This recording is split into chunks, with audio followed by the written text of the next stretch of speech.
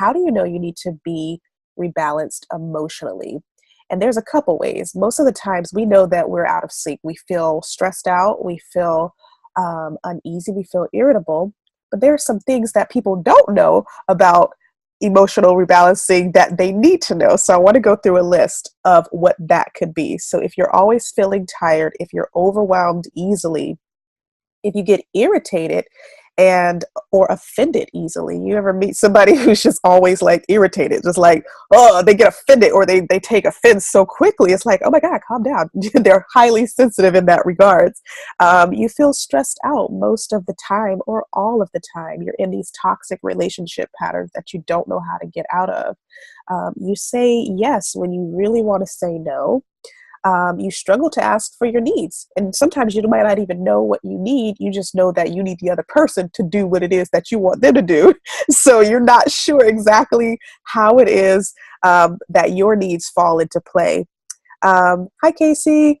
So you either you start fighting. A lot of people are fighters. Some people fight verbally. Some people fight physically. That's also how you know that you're out of balance. You shut down easily.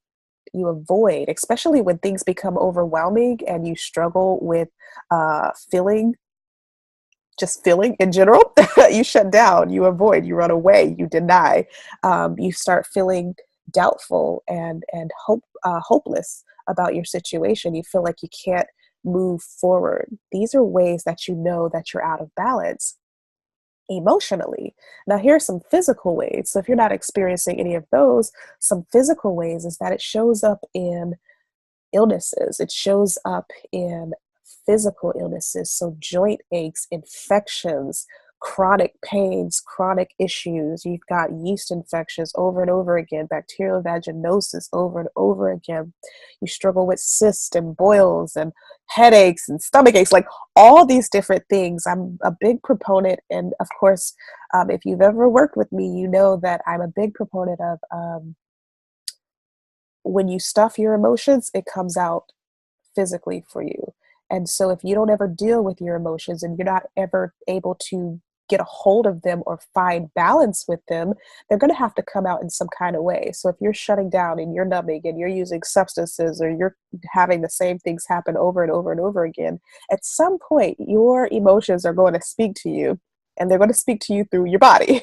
And your body is going to flare up however it wants to flare up. Now, of course, there's no scientific proof of around all of this. This is really just metaphysical science here.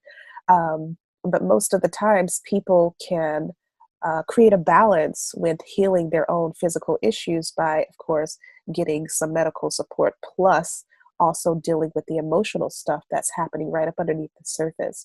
So these are some ways that you know you need balance if you are struggling with if you're struggling with any of these. This is how you know you're out of balance. So here are some ways to get into balance. Let's talk about what is an emotional balance. I believe emotional balance is when you are in a place living your life authentically. And authenticity does not look like, oh, I'm a positive, happy life person and everything just makes me feel good and I've got positive affirmations all around my room and everything like that. That's not an authentic life.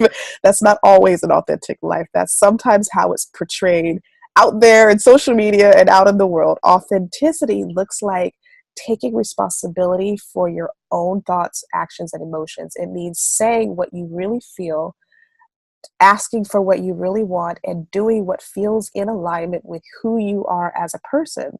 So if you really want to say yes, say yes. If you really want to say no, say no. It's taking responsibility for your yeses and your nos. And that's what living authentically looks like, because authenticity is the same essence of vulnerability, and vulnerability is pretty scary and nobody likes it. It's kind of like one of those things where it's like, oh my God, this is a hard moment where I'm actually having to feel. So I want to give you some ways on how to start balancing your emotions. And I'm looking down this way because I have my notes. And one of the ways to start balancing your own emotions is learning how to be honest with the reality of your own emotions. So if you are if you're recognizing that your world is kind of out of balance or you feel out of control, then there's some level of responsibility that needs to happen in order for you to start taking more control over your life. Now, the reality of emotions looks like actually feeling, like saying, okay, if I'm anxious, I'm anxious, and there is nothing else that I'm feeling right now. Or if I'm angry, I'm angry. If I'm sad, I'm sad. That's what the reality of your emotions look like. But if you're naturally someone, and I work with the way that I work is with a lot of women who we cover up, because that's been my story. That's been my issue, is I cover up my emotions because I only want to present what's good, what's happy, what's comfortable, because I don't want to make other people feel uncomfortable. I don't want them to feel like they have to take care of me. And then that's not reality. Reality is there's a balance. So you can't always just be happy. You can be happy, and you can also feel all these other things that we don't like to feel, which is scared and nervous and angry and irritable and upset and stressed out and pissed off and all these things. You can feel those things because those are true, vulnerable emotions that have to happen in order for you to move forward. So that's the first way to create some balance in your life, is getting real with your emotions, getting real with how you feel. And one way to really know that is to take a pause. We're so used to go, go, go, go, go, especially when we're feeling stressed and we're never taking time for ourselves. And when you actually sit down and take the time for yourself, you take a pause. When you take a pause, it looks like literally stopping. That means, okay, what's going on? And asking yourself that question: how am I feeling? Literally asking yourself that question, because sometimes we may not know how we feel. We may think we know how we feel, but then if we sit down with ourselves for a good 60 seconds or a good 2 minutes, we can start to feel other things coming up for us. And so you may start off feeling sad, but there might be something right up underneath the surface that's making you feel sad. And you might start saying, oh, wait, I also feel sad and I feel anxious. So, really taking a pause, sitting down, and asking the question, how am I feeling? And that's something that, of course, I teach in my work with the people that I work with. And if you've ever worked with me, some of you have, and you know that that's one of the biggest ways that I say how teach you how to sit with your own emotions. Um, so that's the first way, is being real with your emotions and taking a pause.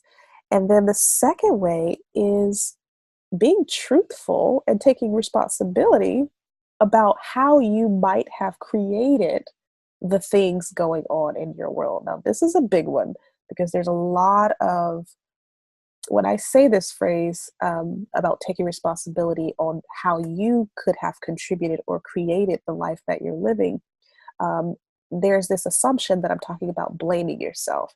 And I am not talking about blaming yourself. Responsibility and blame are two very different things. When you blame, you're being critical. You're saying, "Oh man, you should have done that. You stupid. You should have known better." That's a blame. A responsibility is, okay, well, this person may have done this to me, but how am I still holding on to that? How am I taking on this emotion and letting it eat me alive? How am I allowing it to have more power over me um, than I want? So that's really what taking responsibility is. It's like learning to look at your situation not in a self-critical way, but looking at your situation as a self-responsibility way, and paying attention to how you can contribute to the situation. So let's take an example. Um, I met a woman recently who was telling me that she had had sex with this guy, and she was so upset with him because he didn't use a condom. And so she thought she was pregnant. And so she wanted to end the relationship with him. She's like, he should have known, he should have pulled out, he should have did this, he should have did that. And I said to her, well, did you tell him that's what you wanted? Or did you want him to pull out, or did you want him to um, use a condom? And she said, well, we both agreed that a condom wasn't, necessary. So we just kept going. I said, so how could you take more responsibility? He didn't just have sex with himself, he had sex with you. So you can't just blame him for getting you pregnant. You also took responsibility by not saying what you needed in the moment and she didn't say what she needed in the moment. And so that's a big part. We can't blame other people for how we feel if we never actually own up to what we need or what we want or even communicate it. So, learning how to take responsibility is a big shift. Say, for example, something's happened to you all the way in the past, all the way in like your childhood, and now you're living this life, and it feels like your childhood has made this reality for you. And more than likely it has, but it's because now you're an adult and you've inherited these old wounds, you've inherited these old stories and these old thoughts that was placed on you. And it was never your it was never your life to begin with. And now your job as the adult is to say, okay, how can I take responsibility for my life? If that happened to me, well in the past, what can I start doing right now to say, no more, I'm not going to have this take more power over me? And this is how we rise up. We're taking responsibility, we're not blaming ourselves, and we're saying that, okay, how can I make this better? That's how you start with taking responsibility. What am I doing to contribute to my suffering? Another quick example would be when someone says, "Oh, I'm bored. I'm bored. I'm bored in this relationship. Oh, I'm bored at this job." I have said those things multiple times. And I had a friend ask me one time, she's like, "Well, Ebony, if you're bored in this relationship, what are you not doing what are you not saying? What are you not contributing to this relationship? It takes two people to be in this relationship. So if you're bored, do something different." And I was like, oh, I hadn't thought about that. Duh, that's what taking responsibility looks like. Boredom doesn't just happen because you're bored. Boredom happens because you're sitting back and allowing life to happen to you. When you allow life to happen for you, that's when you take more control over your life. You start collaborating with life in a way that's going to make you feel more aligned, makes you feel good. You feel less stressed, and you'll be more balanced in your emotions when you're able to do that. So that those are some of the ways that I say taking responsibility is important. And that's the second way. Now, the third way to create more emotional balance in your life is to create boundaries and to communicate. Oh, the boundaries. There's like a tea sip that's involved with this. Learning your yeses and your nos.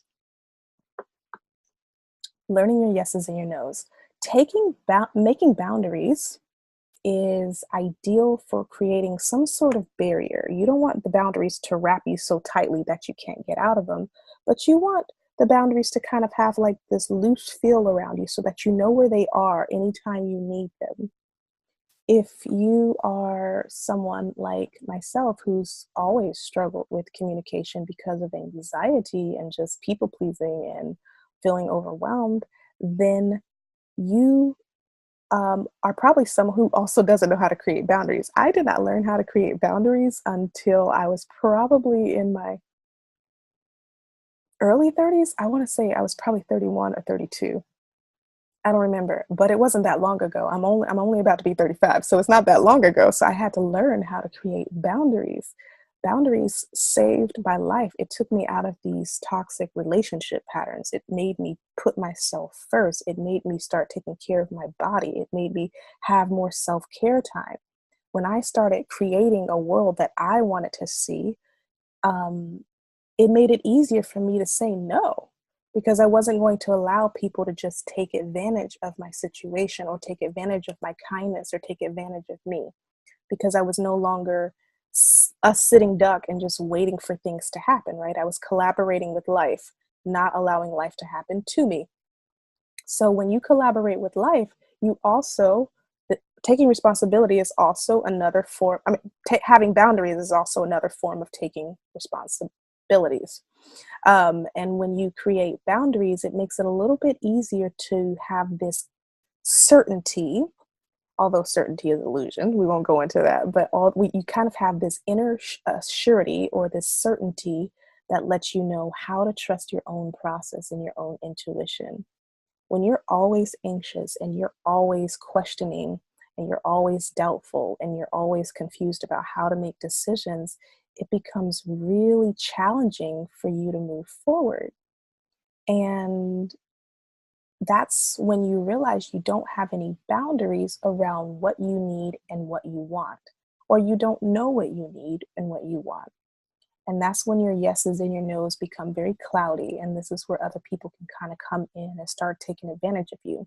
Because if you are experiencing something that you absolutely don't like, but you're not saying anything about it, then what it assumes is that you are okay with the thing that you don't like. So, say for example, if somebody cooks you spaghetti and you don't like spaghetti, but you eat it anyway, and they're like, "Oh my God, oh my God, oh my God, you're eating my spaghetti." You're sitting there like, "Ooh, yeah, this is good," when you really absolutely hate it because you don't want to say you don't like it because you don't want to hurt the other person's feelings. That's not you creating any boundaries or taking responsibility for yourself. So, say again, that same person comes back and they make you spaghetti all the time because they saw how much you ate it and they assume that you loved it. So they'll keep giving it to you. They'll keep doing it for you. And if you don't do anything to create a boundary to say, actually, I don't like spaghetti. It's not my favorite food and I don't want to eat it. Thank you.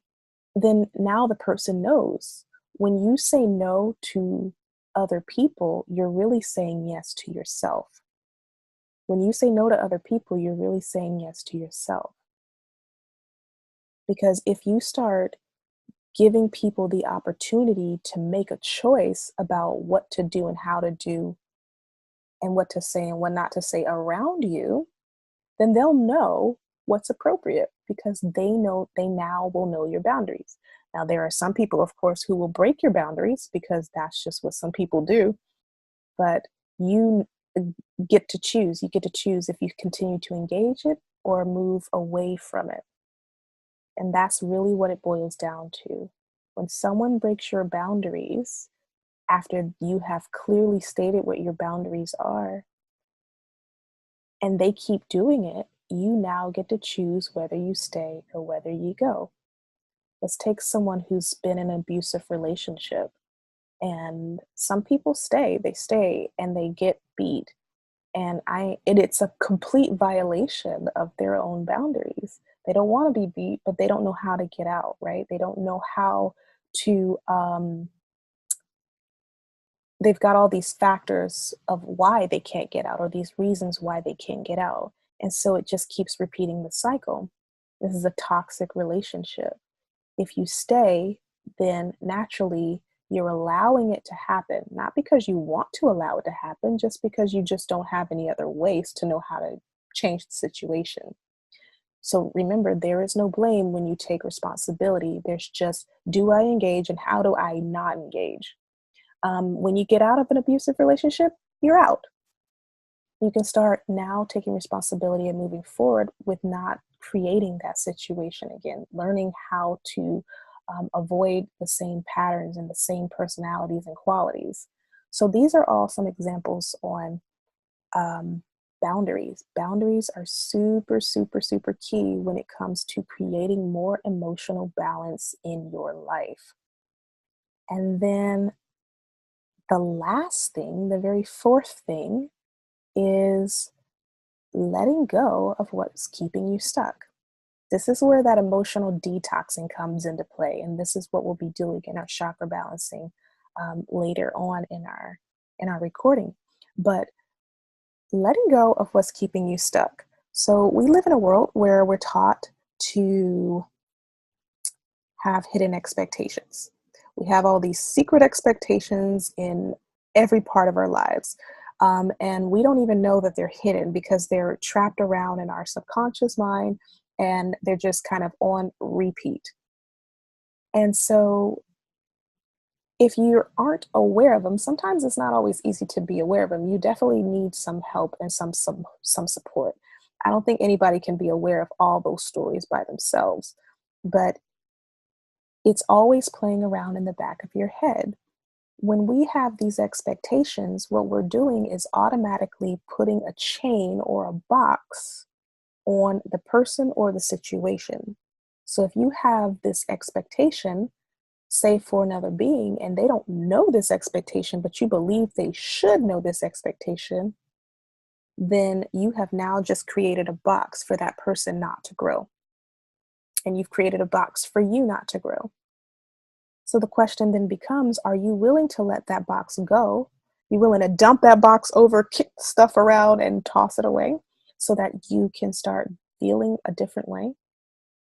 There are so many people in relationships not getting what they want. They're not having the pleasure they desire. They're not experiencing the communication they truly, truly want. And they're feeling lonely in their own relationships. And that's a problem. That's an emotional misbalance right there. And if you're in a relationship like that, whether that's an intimate partnership, a friendship, a career, a job, a supervisory employee relationship, whatever kind of relationship it is, a family relationship, a sibling relationship, whatever it is, there needs to be some questioning about, what do I expect from this person? What am I expecting? What am I expecting? Because if you're expecting something, then that person hasn't been able to give it to you, then it's time to figure out how to move forward beyond that. Accept that that person can't give you what you expect and try to start doing something different. So, this is how you start letting go. It's called surrendering. Surrendering is very hard, very, very, very hard. Um, and it's not something that we all just jump on the bandwagon for. So, practicing surrendering means looking at your situation and saying, okay, this doesn't serve me. How can I move forward? How can I move past it? How can I drop it if it no longer serves me? If it's a thought, if it's a fear thought, if you have a bunch of self doubt, self criticism, self blaming thoughts happening in your head, um, is it actually benefiting you for your growth? Is it actually benefiting where you want to be and how you want to live? And if it's not, then you have to drop it and create a new thought. So creating balance definitely looks like surrendering, and surrendering can be a challenge, but challenges are always um, part of how we grow. That's how we grow. We need friction in order to grow.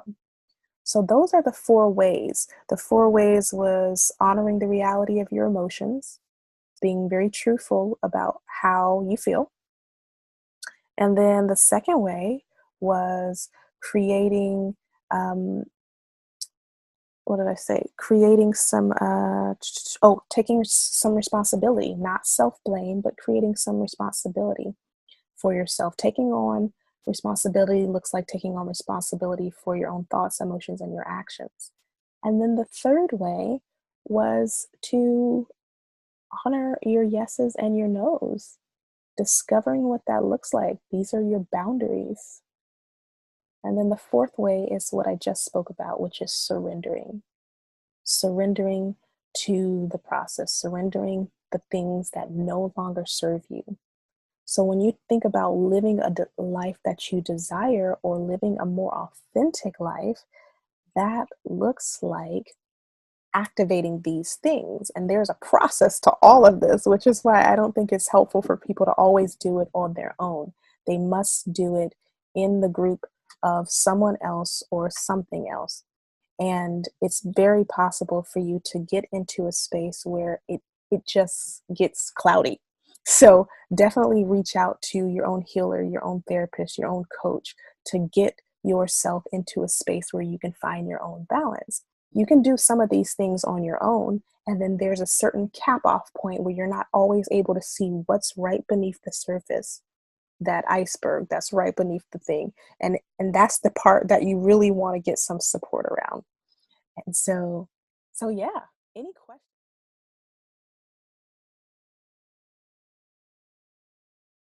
Thank you guys for being a part of this Sunday with me.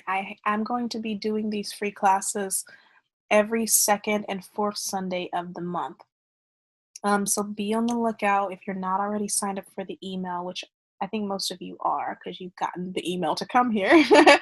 But if you want other people to be a part of something like this, I'll always have a talking part at the beginning, and I'll always introduce you to some sort of new experience towards the end. So this month is the month of March. It's the month of emotional detox. So there's a lot of energy healing that'll be happening this month. Now, unfortunately, I'm not going to be speaking on the fourth Sunday, so the date will probably change because I have a speaking engagement that day at the same time. So I won't be here on the 25th, but I'll let you guys know when the next one is. And then April, we'll be doing the same thing with a different topic, a different theme, with a different set of energy healing. And if any of you know, energy healer was my thing right before I became a therapist, and I still do a lot of it in the work that I do. So I did a lot of Reiki, I did a lot of pranic healing, a lot of quantum energy healing, a lot of sacred tantra work. So there was a lot of this stuff that I want to bring to people who are also trying to balance and just master their own selves. So you'll be experiencing a lot more of this opportunity if you come and be a part of it. So, yeah, thank you guys for participating with me. Thank you for showing up on this cold, rainy Sunday. Got this beautiful, bright thing on so that I can feel bright and sunny for myself. I hope you all take care of yourselves today. You have access to me through email. You have my phone number. You have my website. Whatever you need, just let me know. And